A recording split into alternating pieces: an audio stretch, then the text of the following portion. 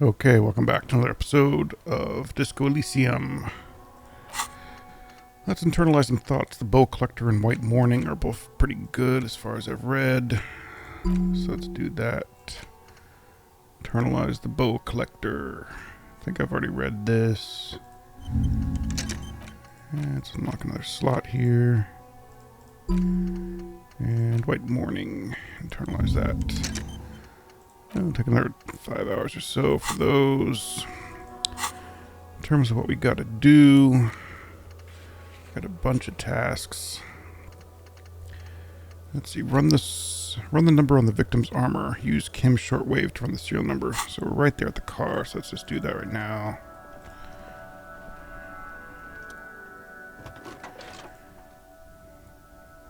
Pull out the radio. Could you run a serial number from a pair of armored boots for me? Sure, officer. What's the number and the make of the armor, if you know it? E50 100 1000. Make of the model of the armor is the Fairweather T500 VE. Got it. I'll contact ICP database immediately. Call back tomorrow. Hopefully they can dug up something useful by then. The ICP is an international or insulary law enforcement service, the crown jewel of the Moral Lantern Diam alongside EPIS and the coalition government. Done with the radio.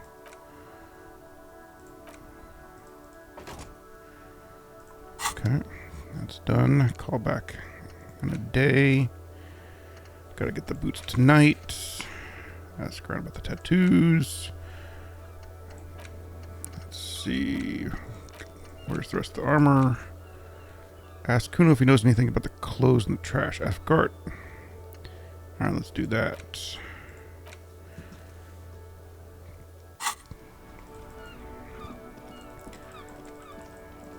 Actually, I think there's a bag near here. Yeah, here.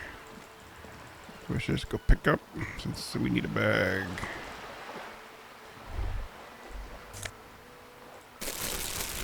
Nice plastic bag.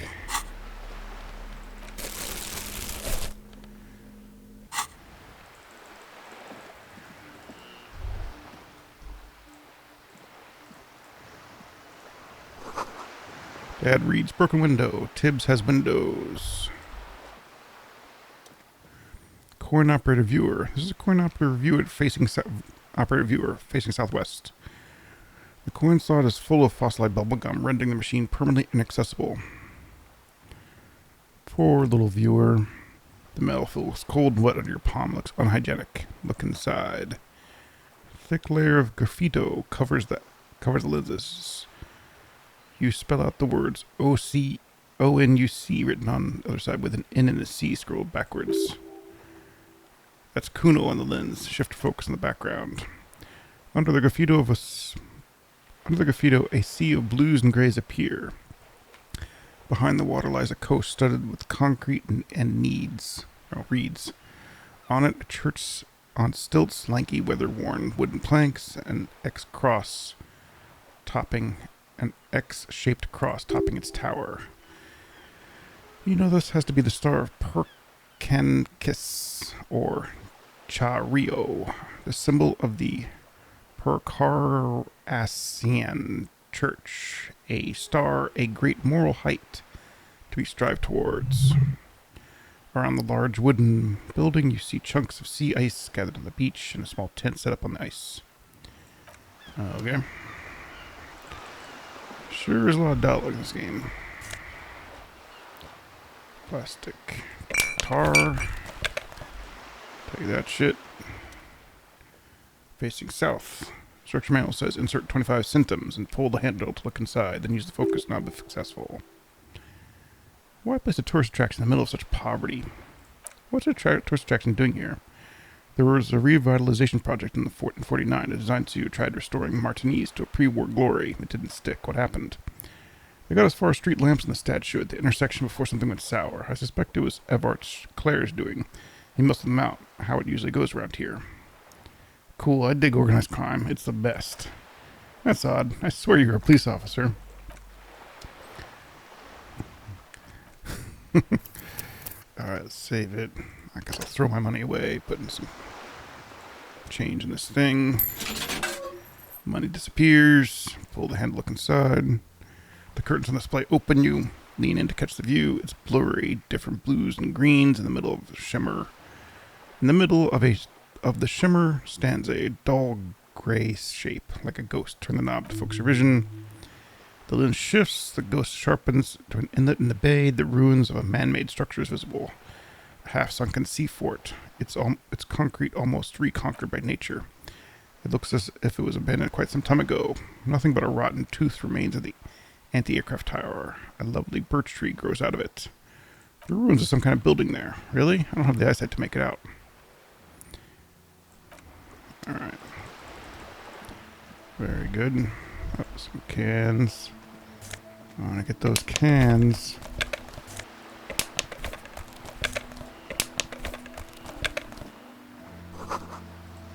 Roundabout north. Side apartment. There's some dude there.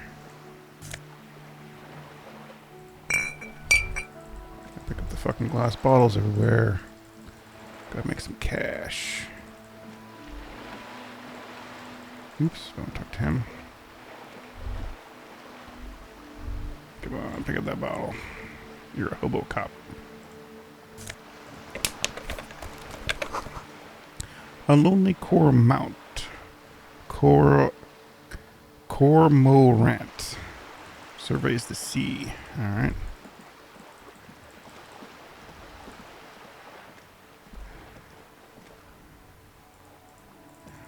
I'm not going to go this way yet.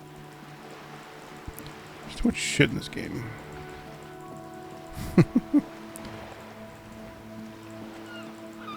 Ooh, more bottles. Look at that.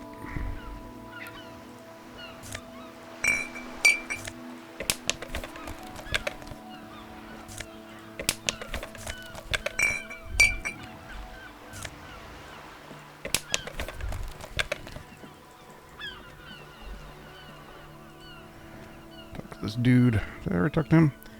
This ain't shit, ain't nothing to me.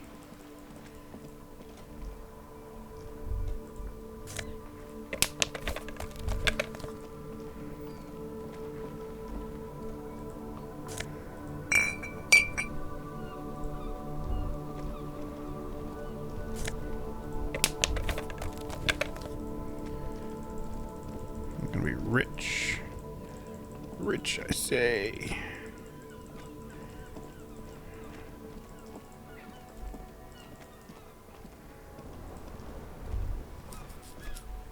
Life doesn't need to be a struggle. He covers his mouth to hide a I'll be with you in a moment, officer. Let me just finish my sandwich. Talk to angry old Rene first.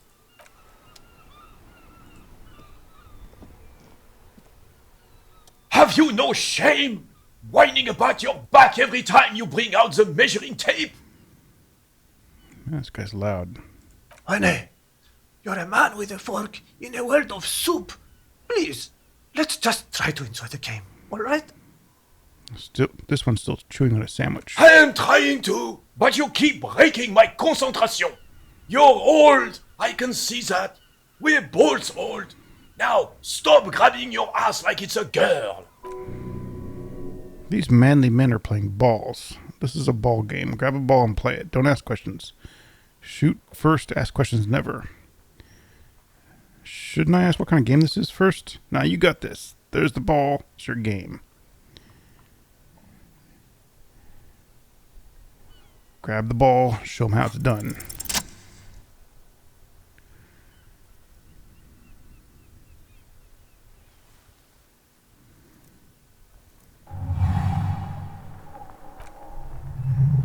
Check success. You immediately surprise the ball's lack of weight, but no matter, you make it work.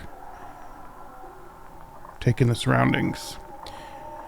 A chilly breeze ruffles your hair as you stand there, feet firmly planted. All sounds, smells, even the wind. Everything fades, and the only thing left is the union of the man and the ball. Feel the ball. The cold metal of the ball is surprisingly smooth against your neck. There's a pattern on it, probably a sponsored ball. Yours would be covered with bumps of learning and scars of victory. This is the last time for a last glance inward. Who am I? No, wait. Already your muscles are adjusting to the weight, the nervous system calibrating until you and the ball merge into a single entity. The man ball is ready. There is time for a last glass inward. Who am I? The embodiment of pure motion, a finely tuned locomotor running at maximum efficiency. The inertia can be contained no more than a bullet leaving a gun. Let it go. Be the bullet.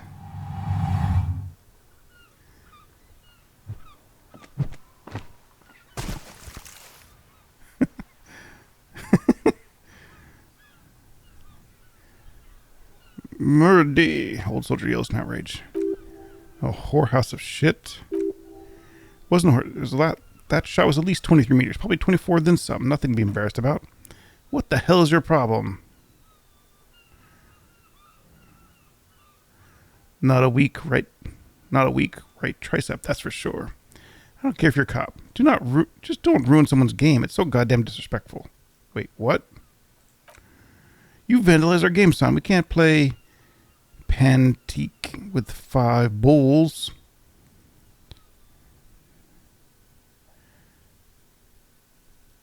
P-Tank? Yes, P-Tank. You ruined our P-Tank game.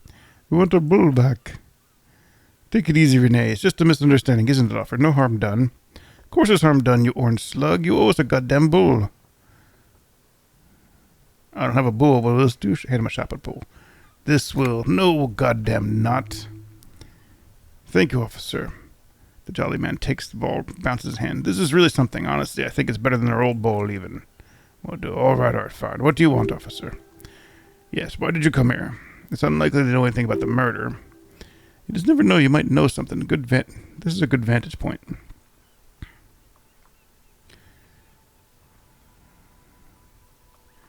You seem to be playing in a crater. Yes. The terrain here provides interesting variety to a familiar game.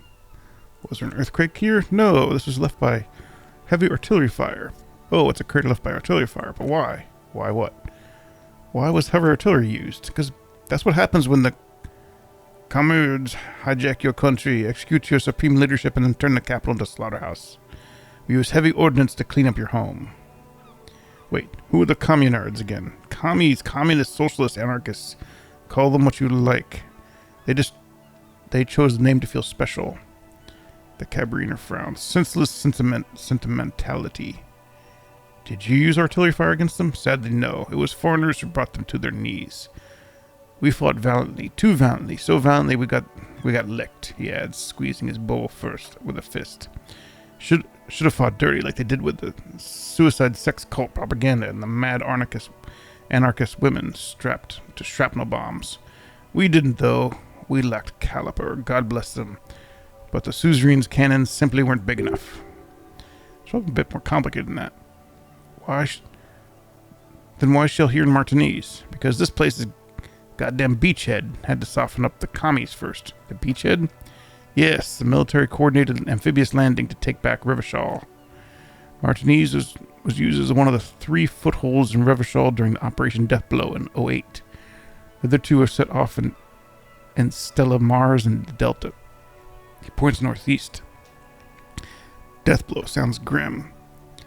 Here is Blood Ground, where coalition boots made first landfall and cleansed the rabid dogs out. Most likely, he says, looking down the soul, we're playing Pantique PT on their mangled corpses. Bloody ground, says the other one. You got old Renee going there, like he isn't angry enough already. Hold on. Is that why everything's so bombed out? Damn right, son. They laid the fire of hell on this city before they stormed it, and it worked too. There's a strange gleam in his eyes. The rest of the city got cleaned up, but Martinez, they keep as a monument. A dark shadow runs across his face, and now the Union Socialists are practically running the place. Well, it's your own damn fault. You, we, the coalition, Revachol, whoever they want to blame, never finished the job. Officially, the party never surrendered. Of course, they still hold influence. You don't even begin to truly understand the players in this table, let alone the specific circumstance surrounding the... He stops mid-sentence, turns to you. What do you think? Thinking men have opinions on these things. Present one.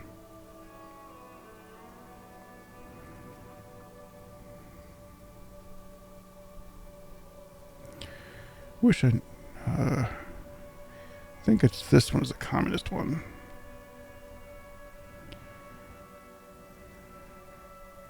It's just how it should be. Soft socialists paving the way for the hard-working class to take over.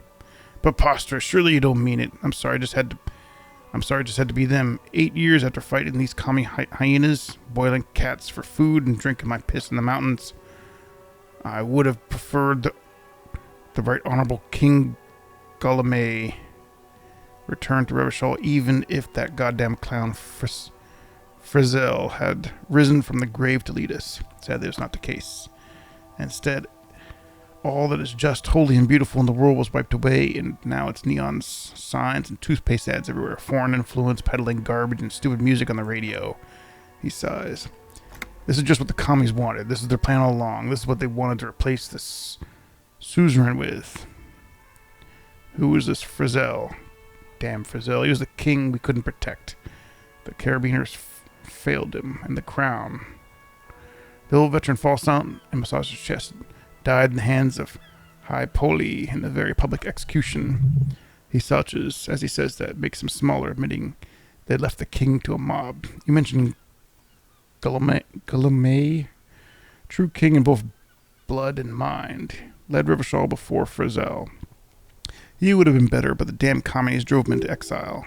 Some matter of self-deceit is present in his thinking. Sounds like this Guillaume abandoned him and he doesn't want to admit it. What exactly is a suzerain? The suzerain is the king. Has everyone forgotten? Have they forgotten already?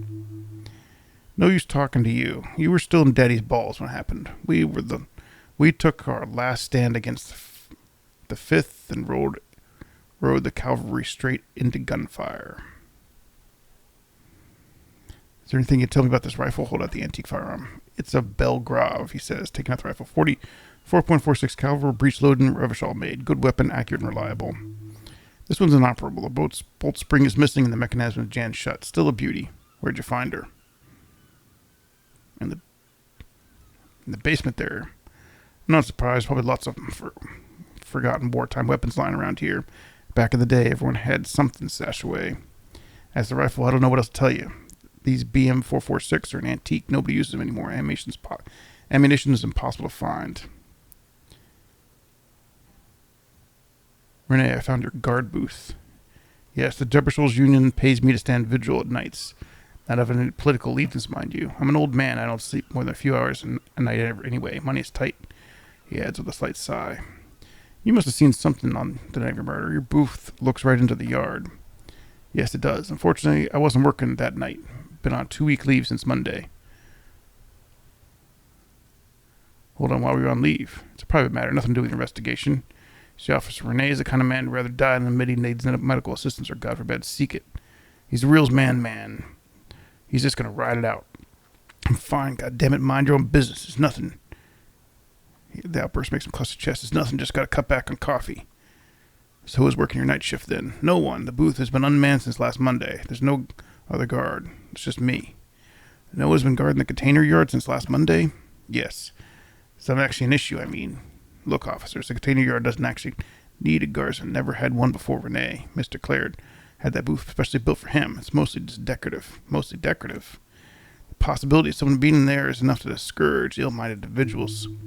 He tries to argue. Everard created this job for Renee because he knows the Royal Cambariner's pension of honor and PTST isn't something a man can live off of. A decorated Kingsman collecting tar reflects bad on the whole neighborhood, in his words. Tar gets it. Big guys looking after the small and everyone working together. It's hard to tell which one's like the communism path. I wish I would like just tag them all. It gets much further to the middle ground. Renee's well band. Program to get the elderly back in the job market. Keep the voice market. There's a service, invest in profit. There's absolutely nothing wrong with tar collecting. It's my side thing too. Proudly hold out the tar bag. Oh, I didn't mean to imply something wrong with that. I do it too. Everyone does. It's just an excellent side thing. Yes. Can we conclude the topic of my guard booth now?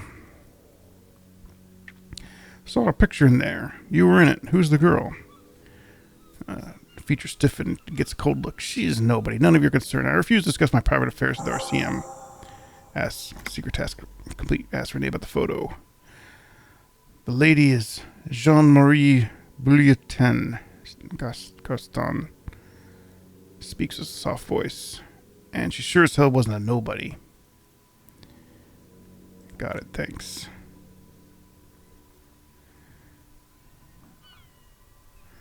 Through the bowl of the sea.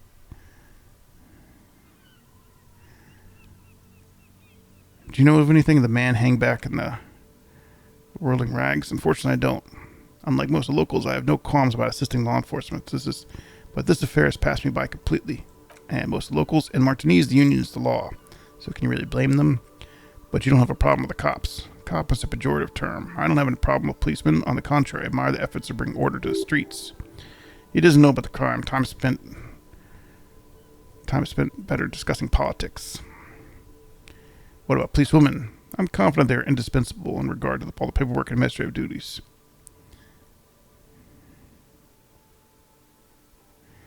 You better not be implying that women are unfit for field work. I merely mean to state that the nature of her infinite wisdom has men more fit to perform certain and more challenging tasks than women. Remain headstrong, making tough decisions on the spot, or even tackling physical obstacles are few of such challenges.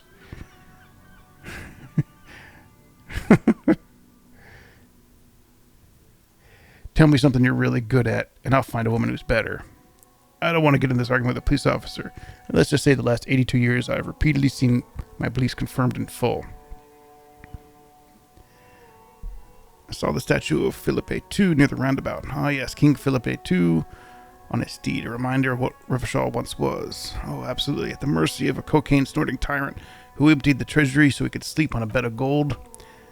A superpower, feared and respected, testament to what the country can be under the leadership of a true king, someone who knows how to rule. How should a true king rule? Decisively, without fear of offending sensibilities and the frail, weak mind of his subjects. This is something the insurgents never understood. Seems to me a leader should take care of his people before himself. A nation is only as strong as its leader. That's why it was such madness to try to. Don't get started on that again. What happened. There is some weariness in his voice now. He's heard this rant many times before. He doesn't reply, his entire being communicates unbreakable resolve. What was that about cocaine? Oh, Philippe was big on the fan of purple nose candy, but the nobles loved so much. The cocaine connoisseur of sorts, his egocentricity is borderline legendary. You can't take yourself responsible. How could you fathom the responsibility weighing on the shoulders of a ruler? He asked, obviously annoyed.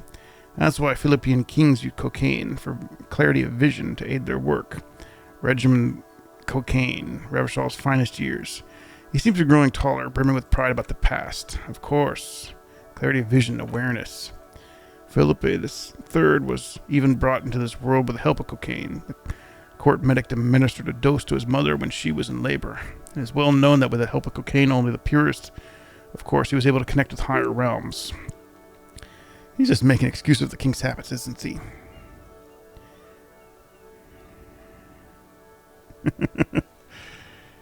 Such responsibility requires a boost every now and then. I sometimes need one too. Please, officer, don't encourage him. Do spare us the cocaine fairy tales. RCM isn't interested in them. Yes, indeed. We are not here to investigate the drug trade of centuries past. Let's talk about something else. Thank you for your time. I'll save the game and try the stupid legendary thing. They're probably just going to be like, go away. Vigilance, officer! What can this old carabinier do for you? What is it about this old soldier that makes him stand so proud? Oh, success. As Rene turns to his partner back, the metals on his chest rattle and glare. He keeps his spine straight and his ribcage lifted, displaying them proudly. How many metals are there? 2. One is larger shaped than a cross. While a smaller metal resembles a sun. Look at the cross. The crowned head is in the two... A crowned head in front of the 2 crossed rifles. The metal hangs on a blue striped triangle. It is the Croix de Bravio, Cross of Valor. The cross was the highest battlefield decoration in The suzerain's armed forces awarded for exceptional bravery in the line of duty in service of the King Frizzle I. Look at this sun. A small blue cross star inside an orange sun has the word Valiance written below. Setting stone was a decoration used to distinguish the seasoned combat veterans in service of the King Frizzled in the First Revolution. These two, how did you get them for? For bravery. That's what I was going to say, bravery. Not for killing babies, raping women. I'm sure, but I know this uniform's reputation. You were also wondering if I got these for raping or killing babies. I don't know the reputation of anything. I don't even recognize the war. Son, you should never forget our past. Lots of mistakes were made, but there were also lessons. He takes a voice of tutor-like quality. Forgetting those times means the mistakes were for nothing, and all those people died for nothing. Whoa, sounds like you're about to open the gates of a conversation. This man literally talk your ear off if you let him wander off to memory lane. So what'd you get the medals for? For doing my duty in the heat of battle, for looking mortality in the eye. When men like Gaston here hid in the bushes and shat themselves. Gaston. He saved some modest princeling who foolishly strolled in the front of line in his gown of velvet and gold. Saved a princeling. It was on the first months of the revolution here in Rivershaw. Unrest was spreading like wildfire. Marauders had taken most of the Cora, and we're getting really ambitious. King Frizzle thought he could end it all in one decisive strike. The old carabiner ran his fingers across the larger metal, sent his cousin Dristant to put an end to the unrest.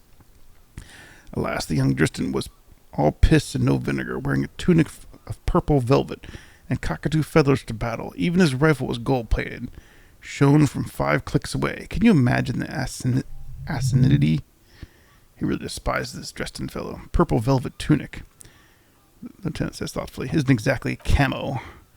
To keep the long and bloody story short, Dresden marched us against the Partisans in Kuran. When I say marched, I mean it's made us walk into captured enemy territory single file, like toy soldiers, while he rode in front on his giant red stallion.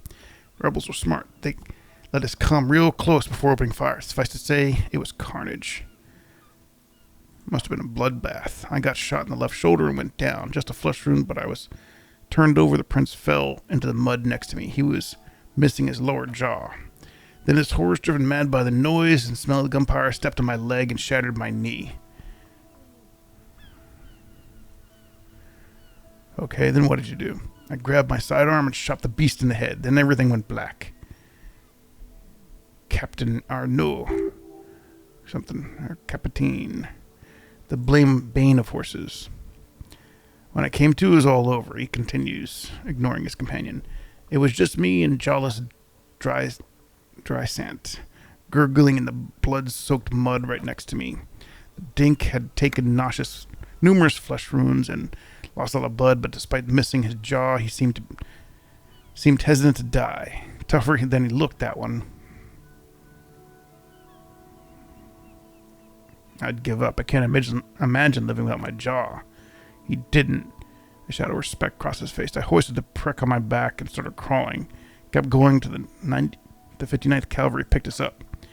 Through some miracle, we both survived. And the jawless freak convinced Frizzle to give me a medal for not leaving him to die in his own blood, piss, and shit.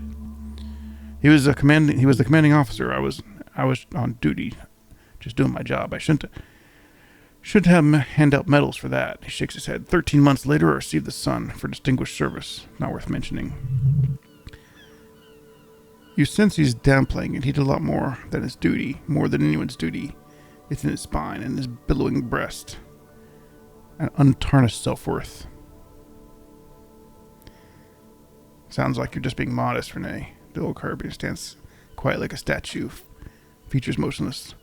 What Monsieur Modesty's not telling you about is he crawled over 7 kilometers before the cavalrymen found him, and Dryston. 2 days later, that was.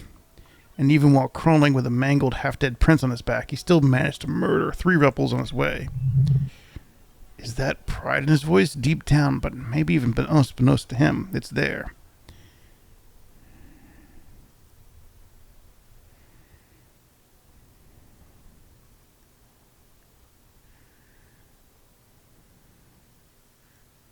Quite impressive. It's men like Renee that made Rivershaw great once. Maybe. But also bear in mind, officer, they don't hand out these for anyone with a service record. Oh no, you've got to get shot repeatedly, and you need to have your hands bloody too. Get them real bloody. Do not speak of what you know nothing about, Paloon. He slams a heel on his boot on the ground. Duty is something you will never understand. Why I despise Dry Sand so much? Because he was a goddamn dandy. He had no business leading men or even being on the battlefield. All he was related. That's it. Royal blood alone doesn't make army commanders. He was a stupid kid, only interested in horses, hairstyles, and man-loving. And even 782 Royal Carabiners are dead because of his incompetence. Whoa, man-loving? Is that even a word? It's not. Thanks for your story. Bah. There were many such stories in those days, many such men too. True Reversholians. Men with backbone. Oh yes, Renee. The men were bigger and the girls were prettier and everyone was a fascia. Lord, please bring back those days if you can. I'm not getting into this with you again. Officer, anything else?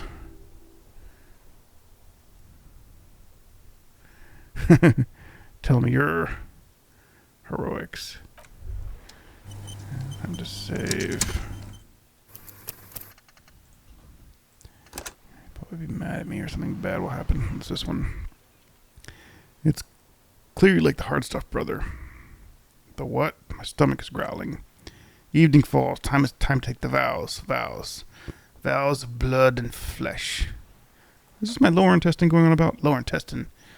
The term is metabolic and circulatory system. Okay, but what's the hard stuff? Fascism, brother. What is fascism, though? Many things. It's mostly about trusting your gut. What does your gut tell you? The source of Riverdale's problems? Foreigners? Yes. Them also. Women? Woe men. Men of woe. You don't like them. They're insane. Their idiocracy. Idiocy needs to be scrubbed off this world with rubbing alcohol. Women need to get back to the fucking kitchen.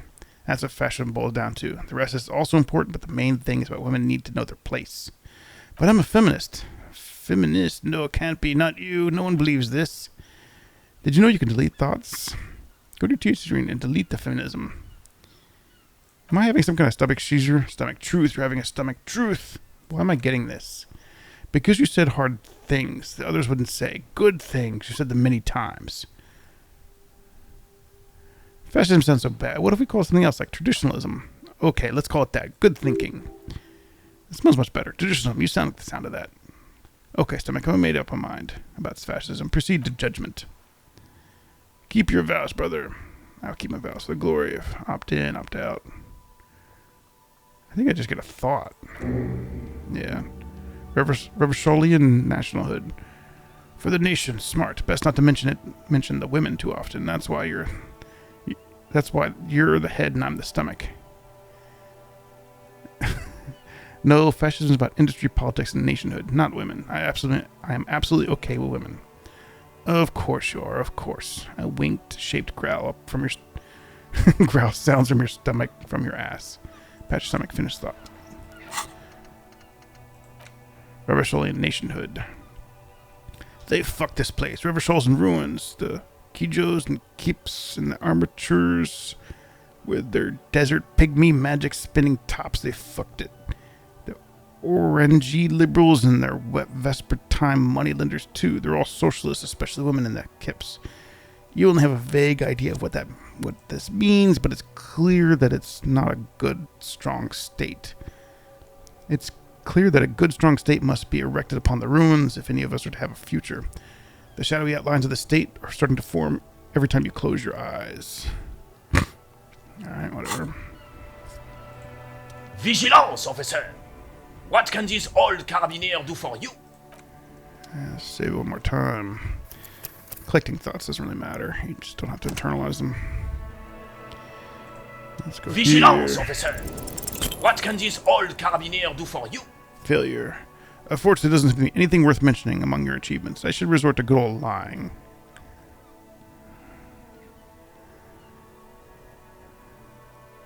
I had a dog, Fifi. Took her fishing one late autumn, but the boat rocked and she jumped in, so I jumped in after. The carabiner stares back with a frown. Doesn't like he's buying it. The boat capsized and sank. Fifi was starting tired. She was almost 11. I took her on my back, started swimming. Please stop. It took us nearly 7 hours. Fifi died in my arms. But when the water was only knee deep, she was a good dog. Son, I don't know if you're feeding me this horse shit, but I'm not biting. Can we go back to our game now? It's funny. Let me see if I can talk to this guy. Oh, I have really outdone myself. This is divine. Yes, that's what you need, Gaston. More padding on that fat ass of yours. I hope your heart gives out. Renee, it's the little pleasures. Life doesn't need to be a struggle. Oh, hello, officer. How might I be of assistance on this fine day? You mentioned Jean-Marie Bayou. Who is that? Oh, sweet Janine. He gets a dreamy look in his eyes. She was the finest woman in all of Revachol, maybe the entire world. Do not defile her memory, Gaston. There's almost an imperceptible small tremor in his voice. Let her rest in peace. So you both knew her? We knew her, all right. Lived on the same street our entire lives, just 2 houses apart. The 3 of us had been best friends since we were 4. She was Renee's first girl back when the prick was 16. They were courting till he decided he'd rather die for some great ideal than just be happy.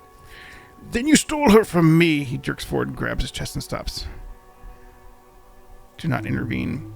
Well, technically you stole her from me because we'd been pretty close ever since you two had been falling out. Ever since you two had that falling out over the ink you spilled on her pretty yellow dress. We were just boys then. This was different. You, tall veteran, looks at you and nods. No point starting this all over again. For the 1000th and the first time, especially when we have company. Officer? What happened to her? She died of pneumonia 2 winters ago. It was a quiet passage, peaceful. And I and I were both by her bedside when she died. No use sugarcoating it. Won't bring her back now, will it? Departed. Until the very end, she couldn't decide between the 2 of us. The most indecisive woman I've ever met. Why do you think she was indecisive? She could never make up her mind about anything. What to have for breakfast, favorite color, which of us, one of us to marry. The look in his eyes was almost happy and distant. She was always leaving one of us for the other, but never long enough to actually get married. Nothing wrong with weighing your options at first. Heck. She says, technically we were still both engaged to her. You always confused her. You couldn't let us be happy. Seduced her with her fancy words and pastries. I said the members you were still there. Thanks for sharing. Of course, officer. Memories we all have left. Talk some more about her. Nope. What did you know about the dead man? Let me think. I heard someone was hanged on a tree for about a week. That's about all I really know. Come on, you must have heard something. No, officer, I'm really sorry. I would like to assist. You're both good guys. I could see that. And then help them, you wimp. You rubbed plenty with the shoulder of that, gosh, Kavar. And then someone must know something. He means Kavar Socialist. I wish I could. I just don't know anything. I always keep my nose clean and don't gossip. Everyone knows and respects that. Odd, he doesn't seem to be lying, but there's something off here. Sounds a bit like you're holding back. I'm not even any. Of course he's holding back. His mouth is so full of union prick you can't even speak properly. Can I at least finish my fucking sentence before you piss on it? Is that okay, Renee? I'm not anyone important in the union. I just know Everard. How do you know Everard? Everyone in Martinez knows the Clare brothers. I taught these boys human studies and history in the gymnasium. What do you know about history? You never witnessed history. You only heard about it years later, when it already moved on. You don't know history. The old soldier mumbles. And there he stands, right proud and alone, his cracked marble statue. Let's not try to get caught in the crossfire. Oops. Ask about the union again. Are you a union member? Oh, in many ways, yes. I was an honorary member. I attend meetings and parties, help out little things. Everett, Edgar, and the older DeBoer brothers all know me. In many ways. Oh, yes. Not actually a member. Not in the technical sense. I don't have a vote membership card, but Everett keeps me on the payroll just for the little things. So that's what it was before. Him hiding something. He tries to make it look like he's a big deal in the union, and now the illusion is just disintegrating before your and Renee's eyes. He doesn't know anything because no one tells him anything. He's an outsider. Of course he's not a member. He's a weather vane, turns where the wind blows and tries to look important. What are the little things you do? Writing work mostly. Occasionally need something written and I have it way with words of people say. What kind of things do you write for him? Oh, nothing official, I assure you. Essay for the newspapers about Martinez and how things are and how they could be. Everett and I have long talks where he tells you his little penmanship exactly what to say. It's a commie propaganda, plain and simple. You should be ashamed of yourself. Are you a cavalier socialist? Old man starts laughing. I don't consider myself a regular socialist. Politics is not really anything I involve myself with, officer. Wait, so how can you write those newspaper pieces if you're not political? Officer, I have a vivid imagination, and like I said, I have a way with words. That's enough. I don't need to be sink in politics. Of course, I don't sink in anything. Just don't sink in any fight. Only sink into your couch. But you need to believe in something. Freedom, the people, Revachol, or even money. I believe everyone has the right to think and do whatever they want, even if it's nothing at all. I'm very adaptable. Alright. That looks delicious. Can I have a bite of that? I'm sorry, officer, but I really don't share food. Nothing personal, it's just a principle. You only have one. The sandwich looks like a culinary wonder. Well made and abundant in components. The author sure knew their craft.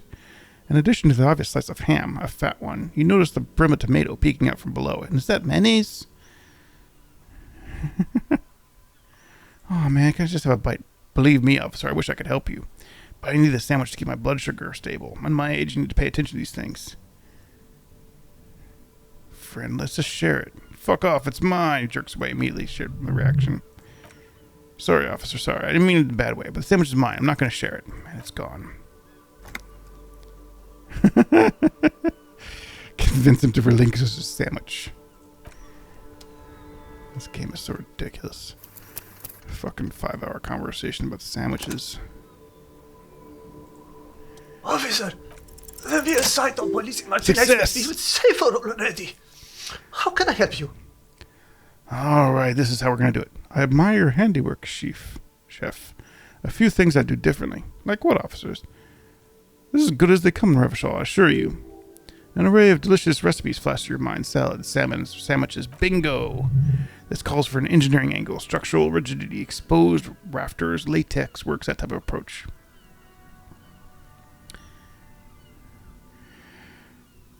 Let's see.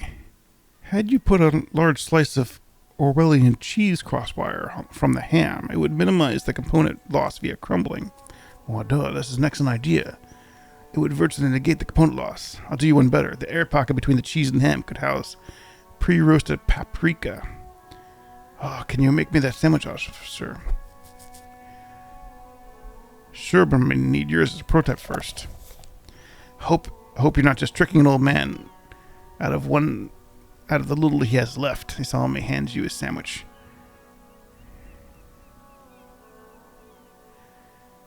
Initial development takes time, of course, but in 6 to 9 months, you will eat the sandwich of the gods. Or god of sandwiches, maybe? But in the meanwhile, what can I do for you here now? Alright, got myself a sandwich. Giant ham sandwich. It's probably the biggest sandwich you've ever seen. The size is almost intimidating, invoking feelings of inadequacy.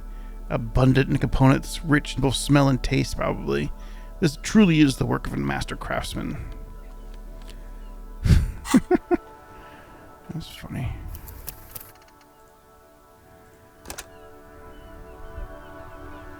Okay, that's a good stopping point for the episode. Thanks for watching. See you next time.